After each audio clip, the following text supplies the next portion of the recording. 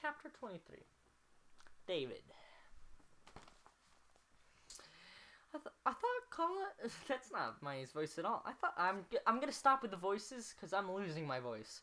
I thought college would be easier, Miney says on Tuesday morning. She is sitting in her breakfast nook, digging into a pile of pancakes. My dad is manning the stove with his headphones on, the same pair I have, though instead of listening to music, he prefers audiobooks. He claims it allows for efficient multitasking, but it has the unintended perk of allowing Miney and my mom to talk without him hearing. I'm just beyond the door, eavesdropping. I realize I don't actually have the power and visibility, but I come pretty close. Like it would have just been an extension of high school. But then I got there, and I had to make all new friends, and no one seemed to like me. Lar, of course people like... Lar, who said Lar? Lawyer. Of course people like you. My mom leans forward and squeezes Miney's hand. Miney is being ridiculous. Everyone likes her. That is one of life's constant. Like the chemical makeup of water. It's not just that. As you know, Rush was a disaster. My classes are seriously hard, and there was this guy. And? My mom asks. And nothing. Well, not quite nothing. I really liked him, Mom. And I thought he was interested, too.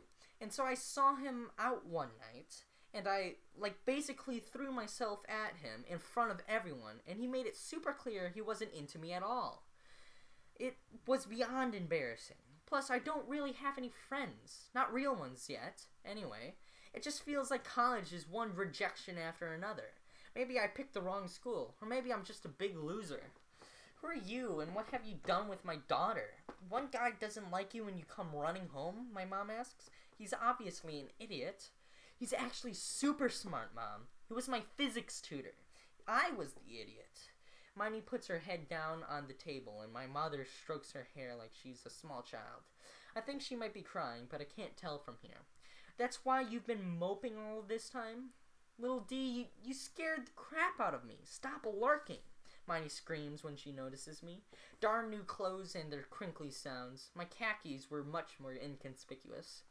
I wasn't lurking. I was eavesdropping, I say, and step into the kitchen. Stop it, Miney and my mom say at the exact same time, so I have no choice to say, Jinx, a Coke, though I don't drink caffeine.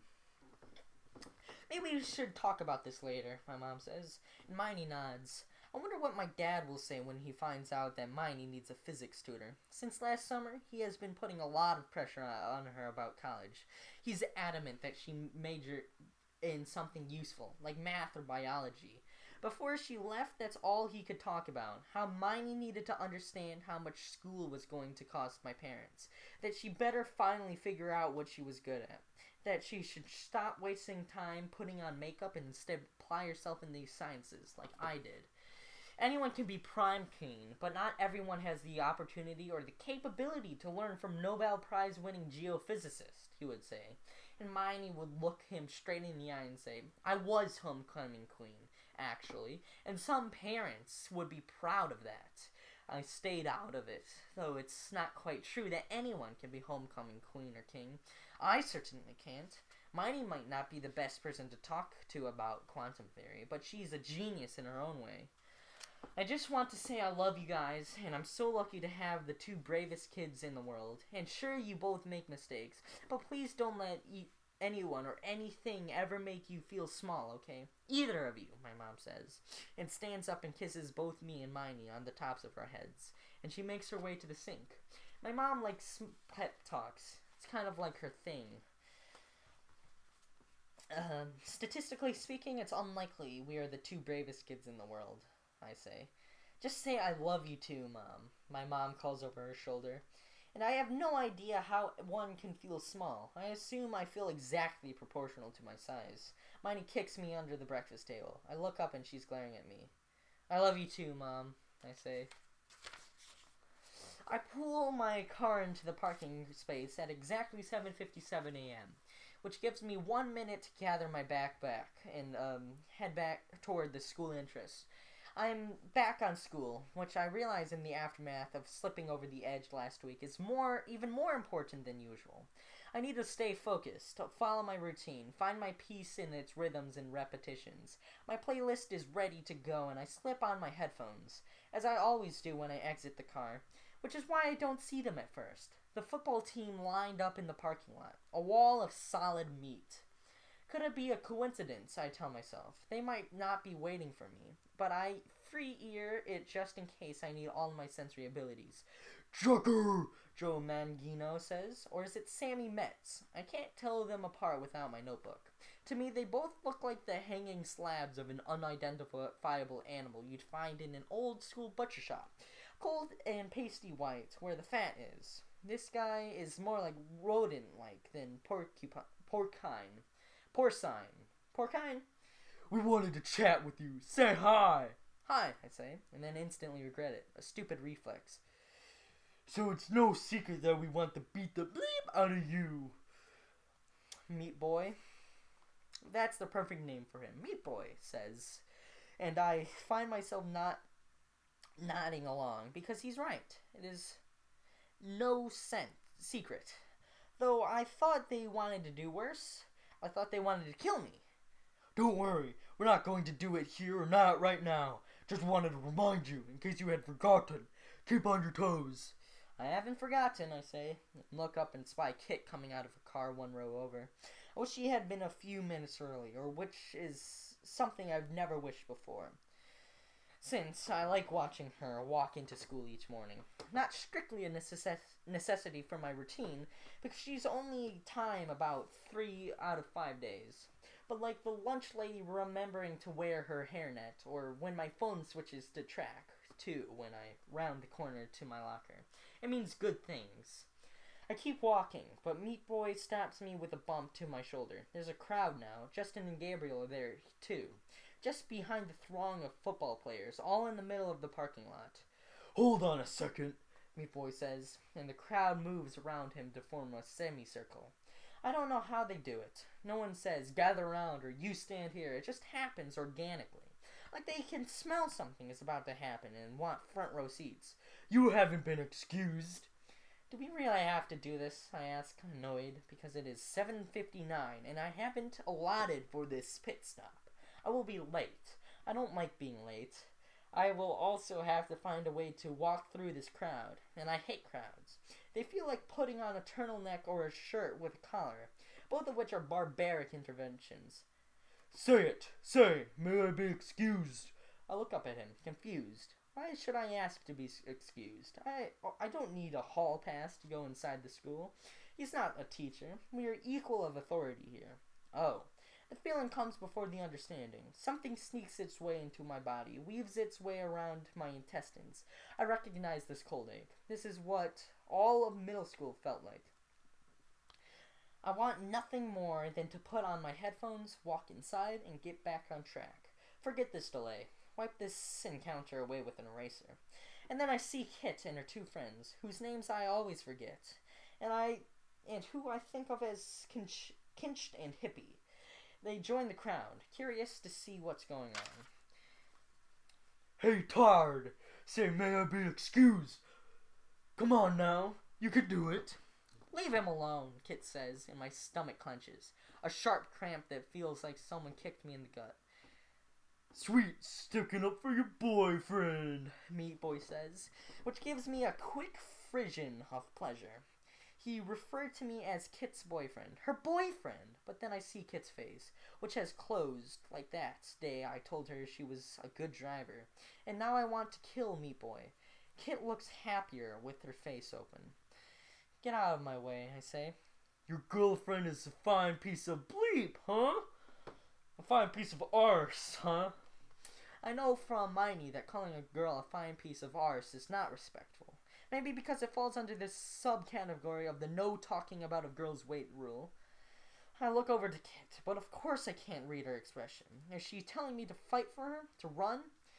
Stop it now. This is your first warning, I say, just like I learned from the Kung Fu video.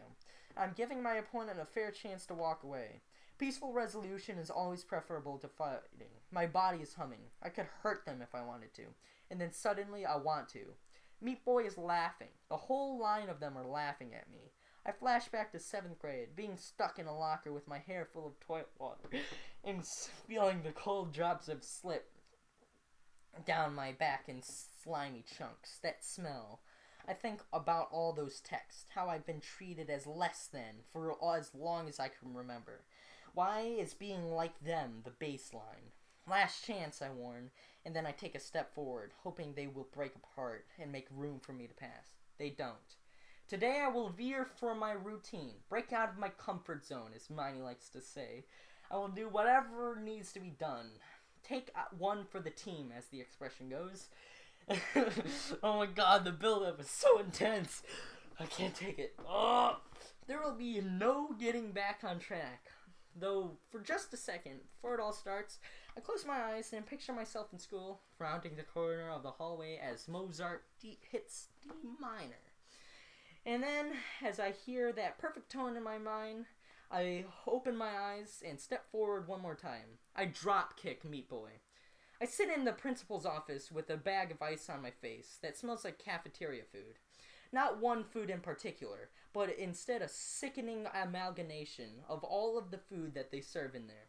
Chicken nuggets and french fries and boiled broccoli. An undertone of meatloaf. My nose is bruised, but other than that, I am fine.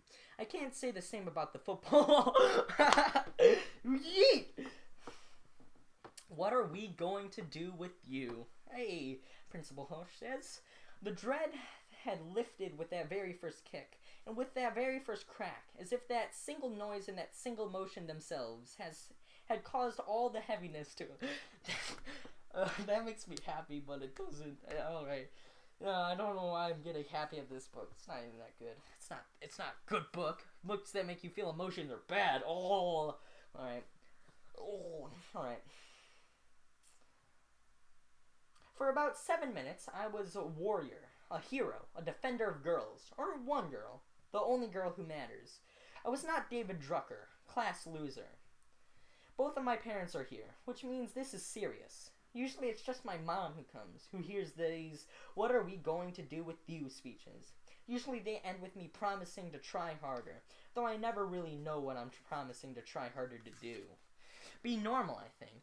Be like the neurotypical, which is another way of saying everyone else. Be less like me.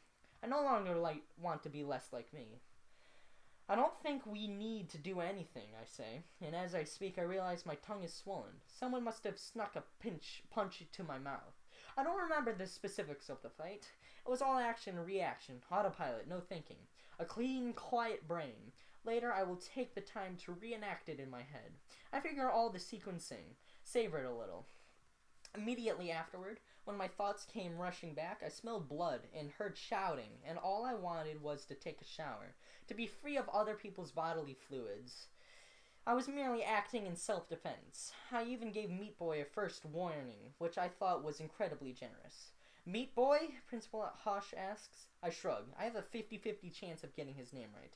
He's either Joe Mangino or Sammy Metz. Not that it matters. Both got hits eventually. The first guy kicked, I said. We have a record of death threats, my mother says, on David's cell phone. This was obviously self-defense. 3 of our students had to go to the hospital, Principal Hush says. That sounds like more than self-defense. With minor fractures, my dad chimes in. Minor. I can't condone this sort of violence, Principal Hush says, and I don't know where to look. I hadn't expected my dad to speak up or to defend me. He usually lets my mom do all the talking. But then again, he's the one who taught me self-defense. Tell me, what was my son supposed to do? The entire football team was lined up waiting for him. They previously accosted him in the cafeteria. Do you need me to read you the text? My mom asks, and grabs my phone from my backpack. I don't think that's necessary.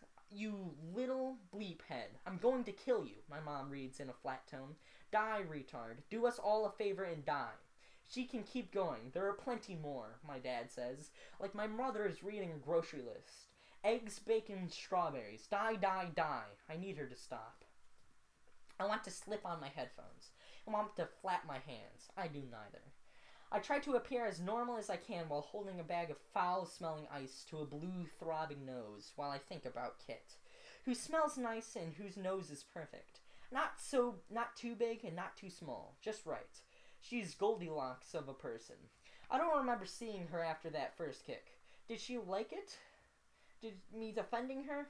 Please, Mrs. Drucker, we've discussed in the past the possibility that this school just might not be right fit for David. That there might be somewhere else better suited to his needs. This is the first time I've heard this, and the insinuation that I might be transferred hurts even more than her use of the word needs. I don't look at Principal Hush. I am folding in on myself, smaller and tighter still, until I disappear. I want to be something that can't be seen at the molecular level. I cannot transfer schools, not now, not after Kit. Since I can't put my headphones on, I force myself to imagine what they feel like. I play pretend, feel the weight of them, the quick vacuum seal when they first envelop my ears, the rush of white noise on the Relax Little D playlist that Miney made for me before she left for college, the slow filling up of my body by the neutral sounds. Principal Hush, shall I continue reading again? Because I think if you take a step back and look at the situation reasonably, my son is the target here. He's not the one who has acted inappropriately. Your beloved football team ganged up on him. My mom is practically spitting. She's angry. I know this because she has a vein 3 millimeters to the left of the middle of her forehead that throbs when she's mad. Miney taught me that trick, and it has proven both a help and a reliable guide to my mother's moods.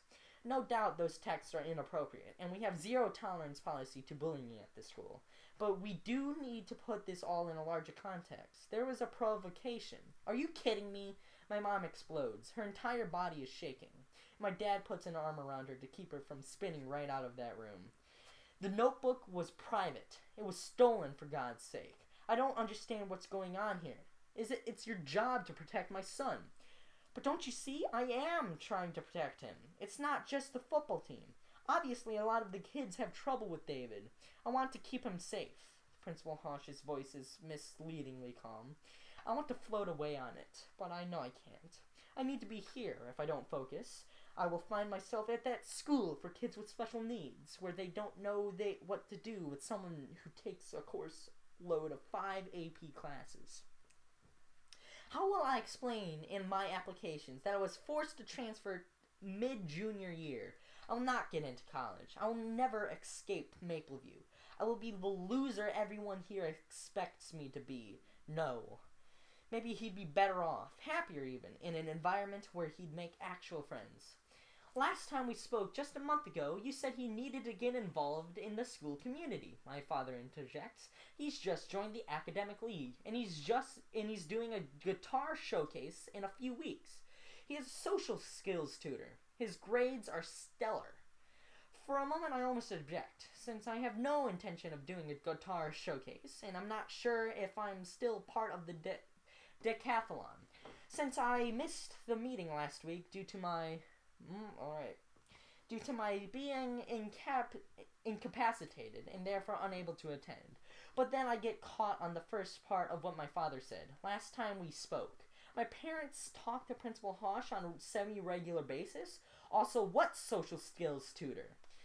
I appreciate that. I do. And there's no doubt David is doing phenomenally well when it comes to academics. That doesn't change the fact that I now have 3 kids in the hospital.